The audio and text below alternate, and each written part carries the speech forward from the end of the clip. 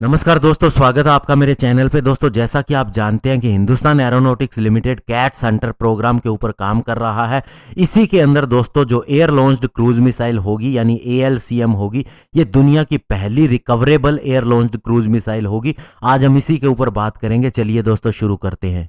तो दोस्तों, Hindustan aeronautics limited ने एरो इंडिया 2021 के दौरान अपने सिस्टम, जिसे कैट्स हंटर कहा जा रहा है, एक कॉम्बैट एयर टीमिंग सिस्टम है, इसे दिखाया था। और इसके अंदर एक तेजस MK1 फाइटर जेट भी होगा, जो कि दोस्तों लीड करेगा यानी कि गाइड करेगा पूरे को। और इसके अंदर एक वेपन स्टेशन ऑफिसर भी रहेगा, जो कि इसका इंचार्ज होगा कैट्स वॉरियर टीम का। और साथ ही इसके अंदर एक लो ऑब्जर्वेबल अनमैन्ड विंगमैन भी होगा। एक कैट्स अल्फा होगा, एयर लॉन्च्ड फ्लेक्सिबल एसेट, जो कि एक ग्लाइडर पोड के अंदर होगा और वो 100 किलोमीटर की दूरी को तय करेगा।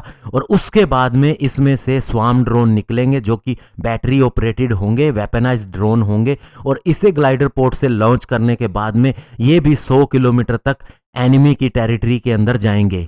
और दोस्तों, दूरी से देखने पर कैट्स हंटर इस तरह से लगता है कि ये एक long range autonomous high precision air to surface cruise missile ही है, जिसे कि एक इमेजिंग इंफ्रारेड सीकर के साथ में और इनर्शियल मेजरमेंट यूनिट के साथ में लैस किया गया है हाई प्रिसीजन गाइडेंस के लिए। और ये एक fuel tank air inlet wing deployment system के साथ में दिखता है, जिससे PTAE-7 टर्बोजेट इंजन से पावर मिलती है। साथ ही इसका पीछे का जो सेक्शन है उसे फिट किया गया है कंट्रोल फिन्स के साथ में, ताकि इसे लिफ्ट मिल सके और एक इंप्रूव्ड मैन्योवरेबिलिटी भी मिल सके। और ओवरऑल दोस्तों, हम इसे कह सकते हैं कि ये एक low observable air launched cruise missile ही है। लेकिन इसके अंदर बड़ी चीज ये है कि ये दुनिया में पहला ऐसा सिस्टम है जिसके अंदर मल्टीपर्पज वेपन कैरिज सिस्टम लगा है।